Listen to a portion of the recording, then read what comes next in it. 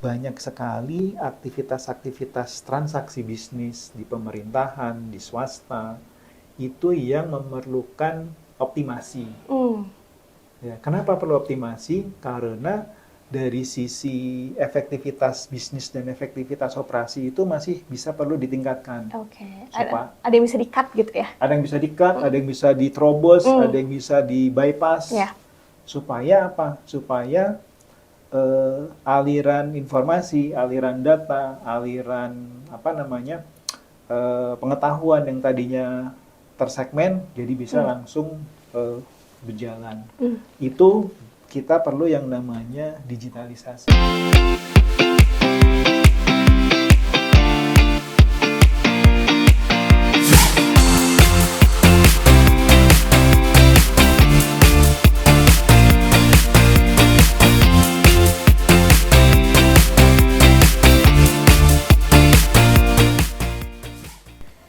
Assalamualaikum warahmatullahi wabarakatuh. Halo Netikan, apa kabar? Welcome to Icon Talks, inviting the most iconic people. Bersama saya tentunya Sekar Ayu yang akan mendampingi perbincangan kita pada kesempatan kali ini. Kali ini tema kita sangat spesial sekali terkait dengan cerita di balik layar peran Vice President Marketing PLN Icon Plus dalam menginspirasi inovasi. Seperti yang kita tahu bahwa saat ini Indonesia telah memasuki era Information Communication Technology. Dan ini menjadi tulang punggung dari ekonomi dan sumber daya negara saat ini. Perkembangan digitalisasi telah menyebar di seluruh lapisan masyarakat. Dan ini menjadi tantangan serta peluang kita bersama. Ada 3 hal penting yang menjadi tantangan dari pengembangan industri ini. Yang pertama adalah infrastruktur teknologi informasi, infrastruktur jaringan, dan yang terakhir adalah infrastruktur terdigitalisasi. Dan kali ini kita akan membahas outlook dari ICT 2025. Tentunya bersama saya telah hadir. Di sini ada Bapak Wahyu Haris Kusuma Atmaja. Assalamualaikum Bapak, selamat siang. Terima kasih sudah hadir Pak hari ini. Terima kasih, sehat selalu. Amin, sehat selalu. Gimana Pak hari-hari menjalani aktivitas sebagai Vice President Marketing? Luar biasa Mbak. Karena sebagai Vice President Marketing itu harus punya sensor keluar sama ke dalam. Yes, setuju. Ya, artinya opportunity yang ada di luar itu bisa kita upayakan supaya bisa kita ambil, bisa kita rebut. Tapi kita juga harus melihat sense dari dapur kita ataupun dari teman kita di penjualan. Kira-kira bagaimana nih caranya, timingnya yang pas dan benar itu gimana supaya kita bisa winning the battle, gitu Mbak. Analisanya harus kuat ya? Analisanya harus kuat, otomatis kita harus punya sense yang peka terhadap perkembangan industri, kemudian dari sisi bisnis, dan juga dari sisi geopolitik, itu juga memungkinkan juga. Mempengaruhi ya? Pengaruh, karena cuan itu nggak lepas dari tadi itu, people and power. Ya, government juga berpengaruh ya terkait dengan kebijakan dan lain sebagainya. Berbicara terkait dengan ICT, mungkin Pak Wahyu bisa mention sedikit terkait dengan paham atau pandangan Pak Wahyu di ICT global saat ini seperti apa? Baik Mbak Sekar, kalau kita lihat dari pandangan global terutama yang kita ambil dari IDC di triwulan 4 2024 kemarin dan ada dari salah satu sumber kita yang dari sisi Gartner menyampaikan bahwa di 2024-2030 itu ada 4 teknologi yang layaknya akan berkembang pesat. Yang pertama pasti jaringan, infrastruktur. Kemudian yang kedua adalah terkait dengan kemampuan untuk digitalisasi, transisi untuk mengubah dari satu proses bisnis lama ke proses bisnis baru menggunakan aplikasi dan lain-lainnya. Kemudian yang ketiga adalah terkait dengan bagaimana mengefisienkan operasi. Nah, di situ muncul yang namanya nanti adanya AI, machine learning. Betul sekali. Kemudian dari sisi robot, sudah mulai main di sana ya? Sudah main di sana. Nah, terus kalau kita lihat dari scalingnya, kalau dari 0 sampai 1 tahun ke depan itu yang banyak apa? Yang banyak itu lebih banyak saat ini ke bagaimana knowledge capturing-nya. Oleh karena itu adalah graph knowledge ya. Kemudian terkait dengan tools-tools untuk mengupayakan pembuatan dataset, kemudian knowledge capturing, kemudian terkait dengan pengelolaan berbasiskan AI-nya. Nah, di situ 0 sampai 1 tahun. Kemudian ke depannya 1 sampai 3 tahun ke depan itu kita bertumbuhnya beyond itu terkait dengan bagaimana caranya mengubah knowledge yang sudah kita miliki ini menjadi sesuatu yang bisa kita gunakan. Misalnya untuk efisiensi tadi dipakai. Terus bisa untuk pengambilan keputusan yang lebih cepat. Kemudian yang ketiga untuk analisis prediksi, analisis untuk kemungkinan-kemungkinan kejadian di depan. Nah, di situ kita manfaatkan yang namanya cloud computing tuh. Kemudian edge computing. Jadi prosesnya itu nggak cuma tersentral tapi sudah terdistribusi. Nah, satu lagi kaitannya dengan pemanfaatan. Nah, ini yang masih perlu kita kembangkan lebih banyak, yaitu blockchain. Jadi transaksinya yang terjadi di sana antar ekosistem itu memanfaatkan blockchain tadi. Nah, otomasinya juga bisa kita kembangkan menggunakan yang namanya digital twins. Jadi ibaratnya kita bisa melakukan simulasi, kita bisa melakukan pengecekan anomali-anomali, kita bisa melakukan proyeksi kira-kira kalau misalnya kejadian seperti ini, maka sistemnya akan berlaku seperti apa. Jadi ibaratnya kita bisa mensimulasikan kondisi dari 1 sampai 2, 3 tahun ke depan. Menarik sekali. Saya baru pertama kali dengar terkait dengan digital twins. Mungkin boleh dijelaskan sedikit Pak Wahyu contohnya dari digital twins supaya Netikon di rumah itu juga paham. Digital twins.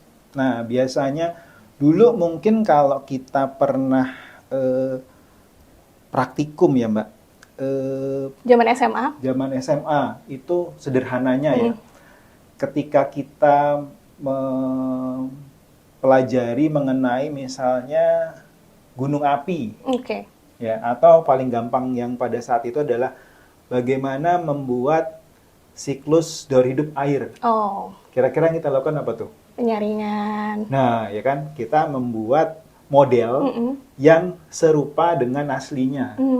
Kalau yang tadi membuat gunung api, ya kita membuat satu model gunung api yang bisa kita istilahnya belah. Ya enggak? Pelajari secara lebih detail ya. Magmanya di mana, kemudian erupsinya seperti apa, kemudian konturnya seperti apa. Kemudian kita praktikan kalau misalnya ada tekanan di bawah gitu ya. Ada gejolak-gejolak, nanti letupannya seperti apa. Seperti itu. Terus yang kedua ketika daur siklus hidup air. Ya, kita nyediakan tawas. Iya, tawas untuk penyaringannya. Terus kita sediakan sinar matahari supaya untuk menguap, terus disaring pakai filter kalau nggak salah tuh. Nah, jadi sama membuat model-model serupa dan sejenis yang bisa kita explore, yang bisa kita detailkan supaya kita bisa mengetahui hubungan keterkaitan satu dan lainnya di dalamnya. Jadi yang pengen diperhatikan sih sebenarnya satu faktor-faktor yang mempengaruhi sesuatu itu kejadian seperti apa. Yang kedua biasanya yang pengen diketahuinya itu kapan. Prediksinya ya. Prediksinya, kapan terjadi sesuatu itu. Terus yang ketiga, faktor apa yang paling berpengaruh. Kayak tadi, faktor apa yang paling berpengaruh kalau misalnya gunung mau meletus. Gitu. Terus faktor yang paling berpengaruh kalau misalnya hujan. Nah, seperti itu. Terus yang keempat adalah dampak. Impact-nya apa? Jadi kalau misalnya sudah kejadian ataupun sudah ada hal-hal yang terjadi, nah kira-kira kita harus melakukan apa nih? Simulasinya, mitigasinya kayak gimana? Itu fungsinya ya? Itu fungsinya. Jadi udah bisa kita gambarkan, yang udah bisa kita simulasikan sehingga nanti misalnya nih di bagian operasi, misalnya nanti kalau yang pernah punya kita pengalaman itu teman-teman kita di pembangkitan. Jadi misalnya sedang melakukan overhaul turbin. Nah, jadi ketika turbinnya sudah selesai di overhaul, kemudian ketika mau energize lagi, itu dia harus melakukan apa?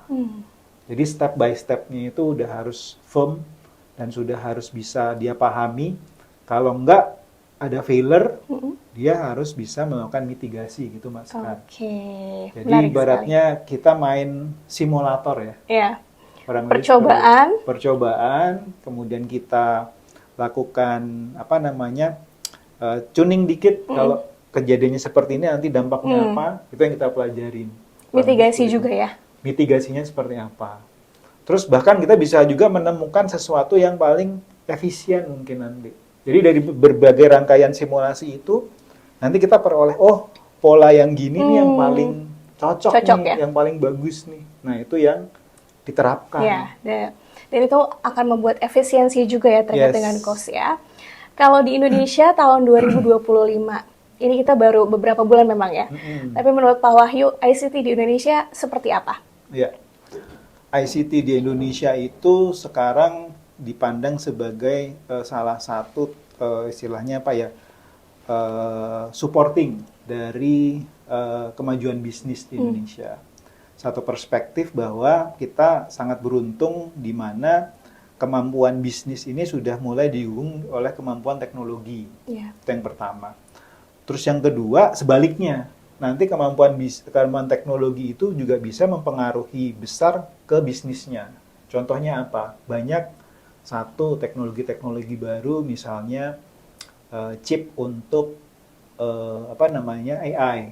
Ya, yang pertama seperti itu. Yang kedua misalnya startup, inovasi-inovasi itu juga mempengaruhi bisnis. Artinya mulai dari bisnis as usual, kemudian timbul inovasi yang di-trigger dari teknologi, itu bisa regenerating new businesses baru, mengefisienkan bisnis yang sebelumnya. Nah, fungsinya IT nanti bisa dipandang sebagai dua hal sekarang. Satu sebagai enabler, yang kedua sebagai supporting. Nah, kalau kita lihat di perjalanan waktu di 2025 ini, yang paling banyak kira-kira masih apa, Pak?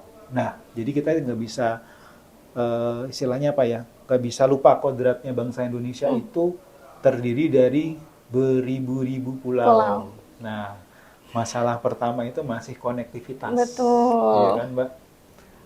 Kalau dari data ya, dari ABGI itu di 2024 masih 79,1% penduduk di Indonesia yang masih bisa menikmati internet fixed broadband. Artinya masih ada 21% belum. Nah, itu aja. Di titik situ aja kita PR sudah besar ya? PR besar tuh. Jadi menghubungkan masyarakat dengan infrastruktur teknologi. Betul. Terus tadi juga disampaikan di satu sesi sebelumnya, ada upaya gimana caranya meningkatkan literasi digital infrastruktur terutama di wanita, di perempuan. Apakah ada perbedaan Pak, wanita dan perempuan? Di sisi gender ternyata iya. Jadi ibaratnya kalau dari sisi laki-laki mungkin kan secara dominan dia lebih istilahnya nggak gaptek ya. Lebih ngulik ya? Lebih ngulik. Tetapi kalau di sisi perempuan kadang-kadang kalau menurut pendapat pembicara yang tadi disampaikan bahwa ada istilahnya apa ya, batasan. Nggak ada yang ngajarin kah. Terus yang kedua, kalau ada yang ngajarin kalau tanya nanti takut dimarahin. Atau dianggap, kok gitu aja nggak tahu. Ya gitu, dibully belum kan? Belum. Terus yang ketiga, kaitannya sama kekhawatiran akan dampak teknologi. Nah, jadi dari sisi tiga hal tersebut, kita coba untuk meningkatkan bagaimana sih perannya dari perempuan tersebut supaya bisa lebih paham. Sehingga tadi digital divide terkait dengan infrastruktur dan teknologinya bisa naik. Terus yang kedua, Mbak, kaitannya kita juga masih lihat banyak sekali aktivitas-aktivitas transaksi bisnis di pemerintahan, di swasta, itu yang memerlukan optimasi. Ya, kenapa perlu optimasi? Karena dari sisi efektivitas bisnis dan efektivitas operasi itu masih bisa perlu ditingkatkan. Ada yang bisa di-cut gitu ya? Ada yang bisa di-cut, ada yang bisa diterobos, ada yang bisa di-bypass. Supaya apa? Supaya aliran informasi, aliran data, aliran pengetahuan yang tadinya tersegmen jadi bisa langsung berjalan. Itu kita perlu yang namanya digitalisasi atau transformasi digital di sana. Kaitannya apa nanti? Kaitannya ternyata kalau kita lihat ada poin yang ketiga di sini. Ada poin bahwa ketika kita sudah bisa mendigitalkan, sudah bisa melakukan konektivitas, itu butuh tingkatan yang lebih tinggi lagi, yaitu untuk melakukan efisien dan analisis. Nah, itulah masuklah di situ AI. Nah, selanjutnya yang keempat, masuk lagi. Terus kalau semua udah efisien, semua udah ada kontrolnya, ternyata di dunia ini butuh energi yang istilahnya apa? Menggerakkan itu semua. Dan energi itu dapatnya dari mana? Listrik. Ya kan? Ya betul. Batu bara juga bisa ya. Batu bara, tapi terutama yang diinginkan di sini adalah berkelanjutan ya. Energi yang berkelanjutan. Artinya apa? Dari sisi transisi energinya pun ternyata nanti juga mempengaruhi IT. Dan IT juga akan mempengaruhi transisi energi. Supaya apa? Transisi energinya lebih efisien. Kurang lebih seperti itu. Jadi kalau kita lihat di 2025 ini, trennya nggak cuma ngomong IT aja, tapi juga ngomong tadi infrastruktur, digitalisasi, AI. Masuk ke AI, ternyata ujung-ujungnya ke energi. Nah, disitulah ibaratnya kita lihat nggak cuma satu stream, ternyata udah banyak. Ada orang energi, saling berkaitan saling berkaitan, kurang lebih gitu. Dan itu menarik tuh, Mbak. Dan setiap perusahaan pasti memiliki maturity levelnya. Betul. Ada yang sedang berjuang untuk membereskan di level mana ya. Betul. Ada yang udah digitalisasinya udah benar. Ada yang sekarang lagi permulaan untuk menerapkan AI-nya. Terus ada yang udah mikir, kalau saya udah menerapkan AI dengan baik, lalu saya bisa menjalankan ini semua dengan energi yang paling efisien seperti apa? Nah itu. Contohnya nih, mungkin pernah dengar berita yang namanya Meta, Facebook, kemudian Nvidia, mereka sedang mengembangkan bagaimana membangkitkan energi dengan energi terbarukan untuk istilahnya empower data center mereka supaya green. Nah, salah satunya mereka mengembangkan sekarang ini menggunakan energi nuklir yang minim. Sebenarnya ada satu energi yang lebih baik sepertinya ya. Ya, yang menurut mereka mereka kembangkan.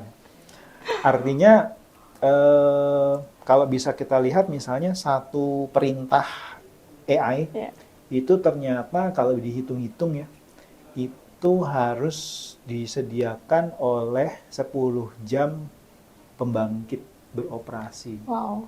Ya. Satu perintah. Satu perintah. Misalnya perintah untuk memilih faktor-faktor yang penting gitu ya. Itu 10 jam harus pembangkit itu nggak boleh berhenti beroperasi. Bisa dibayangin kalau pembangkitnya menggunakan yang tidak terbarukan. Betul. Nah, seperti itu. Akan banyak sekali mudorotnya atau ketidakbermanfaatannya ya. Iya. Menarik sekali Pak, kalau kita bicara tentang AI ya, ini salah satu hal juga yang tidak bisa kita pungkiri bahwa terus-menerus akan terus berkembang ya AI ya. Nah, terkait dengan bisnis dan AI, efisiensinya tadi kan Bapak sempat mention tuh. Iya. Boleh jelaskan Pak, terkait dengan AI dan keberlangsungan bisnis, apakah seberpengaruh itu AI atau bagaimana situasinya? Nah, sekarang gini, keberlangsungan bisnis sekarang kita lihat konteks yang paling mudah aja. Pertanyaan pertama, sekarang ini kalau kita mau cari restoran terdekat, Mbak Sekar pakai apa? Google ya. Google ya. Terus sekarang ini Google itu jawabnya pakai apa? Pakai AI. Pakai AI, Betul. Gemini kan. Artinya dia yang coba untuk membantu kita memahami perintah kita, kebutuhan kita, kasih jawaban istilahnya selengkapnya dia. Betul. Kurang lebih seperti itu. Nah, begitu pula nanti di bisnis. Di bisnis kalau misalnya gampangnya ini, ada customer pengen punya layanan tertentu. Sekarang dengan cara digitalisasi, mereka udah langsung menggunakan platform kan. menggunakan platform, kemudian dari platform itu yang jawab itu bukan lagi orang. Yes. Kalau zaman dulu kan ada kontak center, Yeah. call center.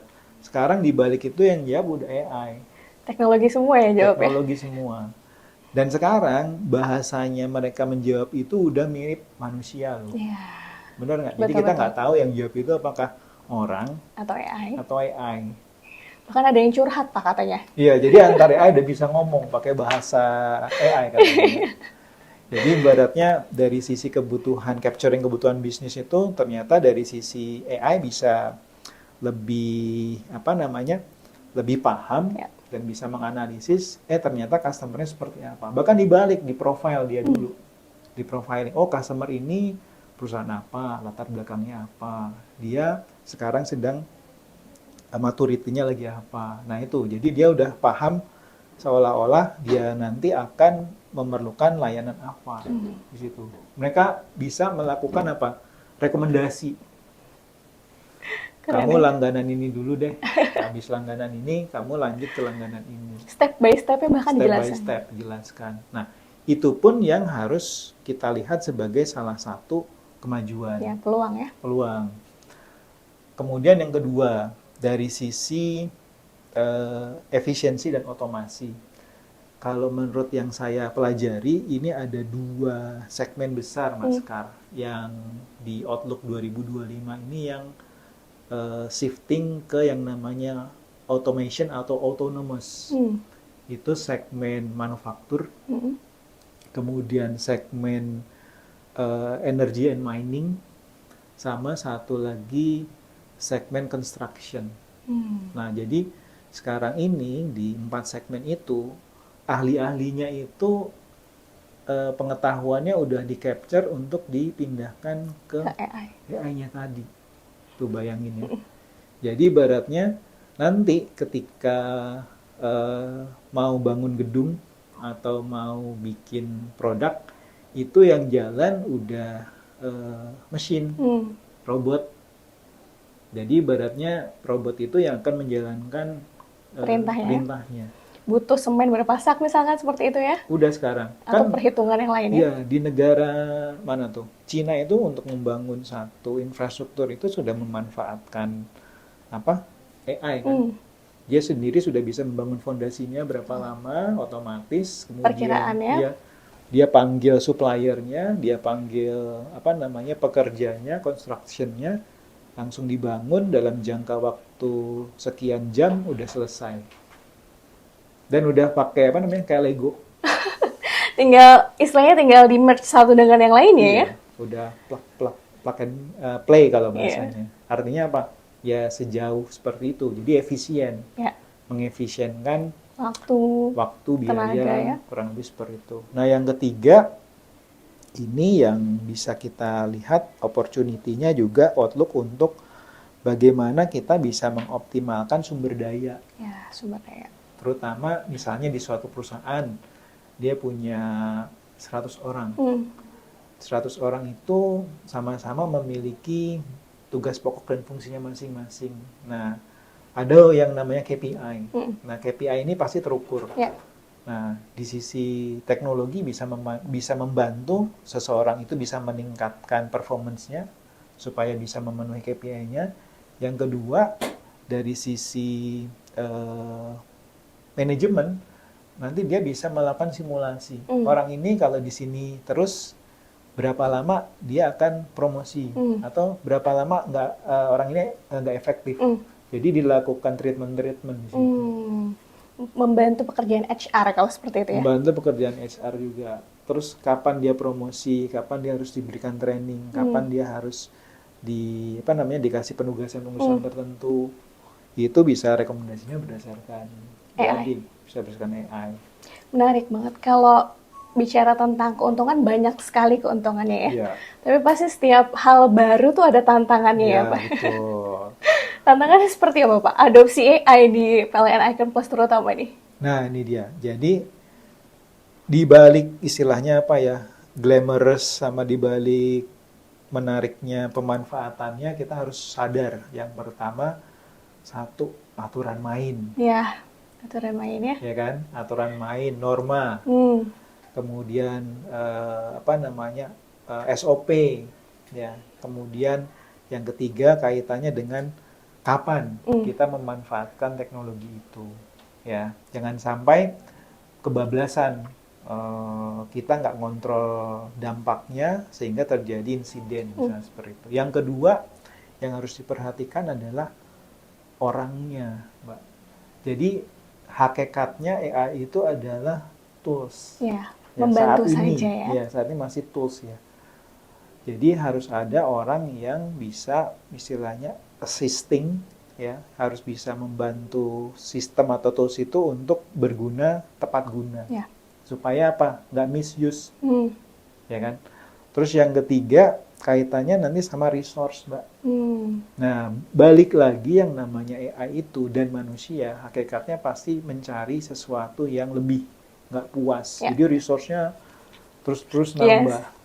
Nah, dampaknya adalah ya kita harus sediakan resource yang cukup, baik itu energi, baik itu biaya, baik itu infrastruktur, dan misalnya dan knowledge ya, yang harus bisa kita kelola. Kalau enggak, yang terjadi adalah stagnasi. Iya, betul. Diam di tempat ya Pak ya, tidak terlalu berkembang. Tidak berkembang, dan akhirnya apa? Yang diinginkan itu tidak tercapai. Misalnya tadi melayani pelanggan dalam jangka waktu 3 detik gitu ya, misalnya. Ternyata dengan resource terbatas malah jadi lama, pelanggannya nggak puas, gitu kan, komplain. Nah, seperti itu, Mbak. Jadi ibaratnya dari sisi 3 hal itu ya, dari sisi prosedurnya, prosesnya, kemudian dari sisi people-nya, dari sisi resource-nya. Nah, yang terakhir yang harus kita perhatikan juga kaitannya nanti dengan journey-nya, Mbak. Jadi AI ini mau kita gunakan journey-nya seperti apa. Nah, ini yang sering dilupakan karena orang sekarang lebih cenderung ngetren ya. Sekarang lagi tren untuk prompting AI, gitu kan ya, prompting AI, nyuruh-nyuruh ceritanya. Tapi setelah nyuruh, ngapain? Bingung masih ya? Bingung kan? Terus kita udah bisa menganalisis data, misalnya menggunakan machine learning, modeling, ya. Tapi setelah bisa diperoleh hasilnya, datanya bingung. Mau diapain? Nah, jadi harus kelihatan journey-nya. Step by step-nya. Step by step-nya. Nah, kalau di pendidikan itu salah satu metodenya itu ya ada yang namanya CRISP-DM. Jadi cross industrial data mining. Jadi ibaratnya bagaimana memanfaatkan machine learning tadi sesuai dengan kebutuhan bisnis, dan ada tahapannya tuh. Mulai dari dia data understanding, business understanding, kemudian nanti dari sisi data acquisition, business modeling, evaluasi sampai implementasi. Jadi udah ada tahapannya. Kalau enggak ya cuman ngikutin tren aja. Tapi bingung makanya gimana. Karena purpose-nya nggak jelas ya, tujuannya belum terukur ya. Iya, kayak zaman dulu misalnya, ingat nggak? Ada yang bikin di metaverse itu. Oh, metaverse tahu. Ya kan, bikin lukisan, terus bikin foto-foto. Idenya cuman untuk nyari koinnya aja kan. Padahal di sana itu bisa kita kembangkan banyak banget tuh. Ternyata setelah trennya habis udah hilang. Metalen juga kan lagi ngetren ya Pak? Nah, metalen yang kesana. Itu juga orang udah keburu beli berkapling-kapling kan. Bahkan ada yang beli di sebelah artis favoritnya. Nah, itu dia. Tapi penggunaannya sampai sekarang kita juga nggak tahu ya. Belum ya? dioptimalkan. Ya, belum. Oke. Baik, Pak Wahyu tadi sudah menjelaskan terkait dengan alur dari penggunaan AI dan bagaimana AI ini harus digunakan secara terukur ya. Tapi saya ingin bertanya Pak, apakah dengan AI saja sudah cukup untuk bisnis yang berkelanjutan atau perlu ada kolaborasi lagi dengan antar pemangku bisnis? Nah, ini dia. Uniknya kalau kita ngomong yang namanya AI dan bisnis, itu kita butuh yang namanya ekosistem. Jadi nggak bisa berdiri sendiri, satu ekosistem lengkap, kuat, dimiliki oleh satu pihak. Nggak bisa. Yang bisa kita lakukan ya pasti kolaborasi ya. sama kooperasi. Meskipun pesaing, kita juga bisa berkolaborasi Betul. dong. Kurang lebih seperti itu. Contoh misalnya, tadi perusahaan yang butuh solusi AI. Ya. Minimal dia memerlukan satu orang IT-nya, solusi IT-nya di dalam. Terus yang kedua, bisnis proses owner-nya, orang bisnisnya. Betul. Terus yang ketiga, yang punya resource AI itu bisa dari cloud, Betul. ya kan, cloud providernya. Yang keempat, untuk yang mempunyai data capturing sendiri lagi, ya kan. Terus yang kelima, untuk yang istilahnya mengolah, itu udah sendiri lagi. Ini udah 5 nih. 5 poin yang berbeda ya? 5 poin yang berbeda. Jadi ibaratnya 5 ekosistem itu harus bisa berkolaborasi untuk satu tujuan. Di PLN Icon Plus misalnya, kita juga menyiapkan layanan terkait dengan misalnya AI dan Energy Management System itu juga berbagai pihak. PLN, ya kan, yang sebagai istilahnya yang mengelola listrik, kemudian Icon Plus yang mengelola infrastrukturnya, kemudian lagi nanti customer-nya membutuhkan layanan AI dan energy monitoring system seperti apa. Misalnya dari sisi perbankan, kemudian dari sisi telco operator. Nah, di situ kan juga requirement-nya atau kebutuhannya sendiri-sendiri, Mbak. Jadi dari sisi mereka memiliki kebutuhan perannya masing-masing. Di telco operatornya untuk misalnya mengambil datanya nih, IoT-nya nih. Kemudian di sisi perbankannya nanti untuk menyiapkan transaksi apabila terjadi transaksi pembayaran dan lain-lainnya. Nah, di situ terjadi elaborasi yang menambahkan value dari layanan tadi. Sehingga dari sisi ekosistem itu bisa membawa dampak ke ekosistem yang lain. Betul. Misalnya, ekosistem yang lain itu apa? Dampaknya misalnya ekosistem untuk ke ESG, itu lingkungan hidup. Nah, artinya apa? Keberlangsungan bisnisnya sama keberlangsungan lingkungannya itu bisa terpenuhi gitu Mbak Sekar. Terus lagi itu kaitannya dengan bagaimana kita bisa survive di bisnis. Kalau zaman dulu gimana ceritanya? Kayaknya lebih konvensional ya. Konvensional ya. Jadi kalau kita berjuang itu, nah ini satu nih misalnya, yang seneng drakor. Saya. Seneng ya? Senang drakor. Pernah nonton yang Itaewon Class nggak? Itaewon Class pernah. Pernah ya. Dia Jadi, bikin startup ya? Bikin rumah makan. Iya. Ya kan? Bikin rumah makan, apa bedanya rumah makan yang dia bikin sama pesaingnya? Iya. Ya kan? Yang dia bikin itu dia ambil istilahnya the best resource ya, cooknya, chiefnya, kemudian suppliernya. Terus yang pesaingnya juga punya kan? Pesaingnya itu istilahnya yang punya bumbu loh, ya kan, yang punya bumbu. Terus suppliernya juga yang menguasai seluruh bahan-bahan. Nah, yang dia lakukan supaya dia survive apa? Dia niru kan? Yes. Dia niru, bisa duplikasi. Kemudian yang kedua, dia conquer. Istilahnya dia ambil supplier utama yang dimiliki oleh pesaingnya itu sehingga dia bisa menang. Nah, artinya apa? Dari sisi bisnis, ya, kolaborasi itu juga bisa digunakan untuk berkompetisi. Betul kan? Jadi nggak nambahin mutu ke yang lainnya, tapi juga bisa kita berkompetisi nih. Jadi siapa yang memenuhi kebutuhannya dan istilahnya bisa satu visi, dia akan jalan bersama jalan bareng, kurang lebih seperti itu. Ya akhirnya kan tahu sendiri kan, akhirnya yang restoran yang itu dia beli. Iya, betul. Jadi bisa jadi top level ya. Bisa jadi top level. Mengikuti juga ya. Lumayan mengikuti, tapi lupa ingat karena nonton udah lama. Udah lama ya. Iya. Menarik Pak. Kalau dari Icon Plus sendiri ini kan ada motonya Smart and Green ya Pak. Boleh dijelaskan ke Netikon di rumah? Ya, Netikon. Jadi Smart and Green itu layaknya seperti tadi kolaborasi yang kita bikin. Kolaborasinya apa? PLN Icon Plus itu lahir dari PLN Group yang sudah memiliki kemampuan untuk satu mengelola data transaksi pelanggan PLN. Kemudian yang kedua, dia memiliki kemampuan untuk melakukan analitik tadi, analitik pemakaian energi. Nah, kemudian untuk menjalankan strateginya supaya layanan ini bisa dimanfaatkan oleh pihak lain, dia harus perlu berkolaborasi. Dengan siapa Mbak kira-kira? Kalau tadi berkolaborasi dengan supplier. Nah, supplier datanya siapa? Salah satunya adalah supplier tuh di sebelahnya ada Smart Home.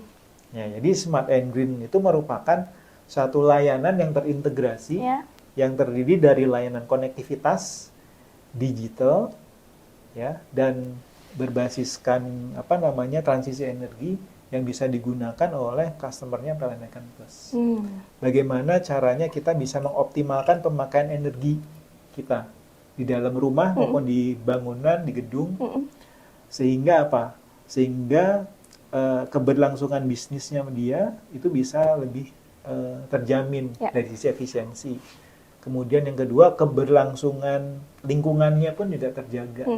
Dari sisi dia bisa menjaga emisi karbonnya, bisa diukur dengan pemanfaatan PLTS atap. Terus kendaraan listrik, kurang lebih seperti itu. Terus akhirnya dari sisi perusahaan bisa mengelola energi yang dia gunakan, ya kan? Itu skop 1 ESG, kemudian energi yang dibangkitkan oleh PLN skop 2, lalu energi yang dihasilkan dari ekosistem pendukungnya dia, skop 3, ESG. Dan kalau kita lihat dari rangkaian skop itu, ternyata butuh banyak pihak kan? Betul. Yang berkolaborasi ya? Yang berkolaborasi. Mewujudkan itu semua. Jadi di satu visi, nah itu dia. Perlu banyak tangan. Yang saling bergandengan ya Pak? Ya. Smart and Green juga hadir untuk Bapak Ibu dari sisi calon pelanggan ataupun pelanggannya Icon, supaya dari sisi bisnis continuity-nya dan dari sisi lingkungannya itu bisa lebih sustain. Betul. Seperti itu. Manfaatnya apa Pak? Manfaatnya dari sisi energi misalnya. Berapa besar sih kita bisa saving misalnya electricity bill-nya atau tagihannya. Nah, kalau sudah bisa mengefisienkan, nanti kita bisa investasi apa lagi nih untuk kedepannya. Kurang lebih gitu, Mbak Sekar. Menarik. Jadi dari satu solusi, Smart and Green, akan membawa berbagai solusi lagi ke depannya. Efisiensi dana, karena sumber dayanya kita pakai sendiri ya. Iya.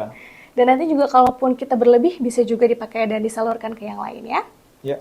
Oke, baik Netekan, mungkin itu saja perbincangan kita Pak Wahyu karena waktu yang terbatas. Senang sekali saya bisa menyapa Bapak secara personal hari ini. Sehat selalu ya Pak ya. Semoga apa yang dicita-citakan oleh PLN Icon Plus juga terus dapat berkembang dan berjaya untuk keberlangsungan teknologi di Indonesia tentunya. Baik Netekan, terima kasih banyak yang sudah menyaksikan. Saya Askarayu dan Pak Wahyu pamit undur diri. Terima kasih, jangan lupa like, subscribe, dan share.